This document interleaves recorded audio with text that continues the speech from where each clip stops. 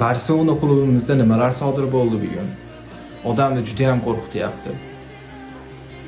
Biz barcha davrlardagi eng zo'r futbolchi va Barselonaning yuragi Messida bizni sevimli prezidentimiz Joan Laporte haydagan bo'lib chiqyaptimi?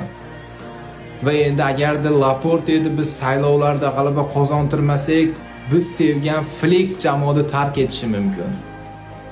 Batafsil shu narsalarni video davomida bilib olasizlar va kanalga obuna bo'lish esdan chiqmasin, chunki Barselonaning eng so'nggi yangiliklarini birgalikda tomosha qilish uchun aynan shu kanal sizlarga kerak bo'ladi. Unda boshladik. Bugun Xavi intervyu berdi. Messi rostdan ham Laporte bu jamoada ko'rishni xohlamagan va Barselonaga uni qaytishini ham xohlamasdan umuman Messi xohlamagan. Va endi bo'lsa Joan Laporte hozir iste'foda va prezidentlik nomzodlarida o'zini nomzodini qo'ygan va yakunda Barselona prezidentligida agarda Laporte qayta prezident bo'lib saylanmasa, Hans-Dieter Flick afsuski murabbiylikdan ketishini ham e'lon qildi. Bu klub ichidagi biz ko'rmagan haqiqatlar bugun oshkor bo'lyapti. Messi Laporte xohlamadi. Endi Barselona muxlislariga juda ham qiyin tanlov bo'lyapti.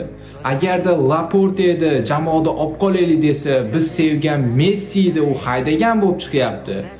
Agarda Laporteni bu jamoaga prezident qilib qo'ymaylik desa, Flick afsuski murabbiylikdan ketmoqchi.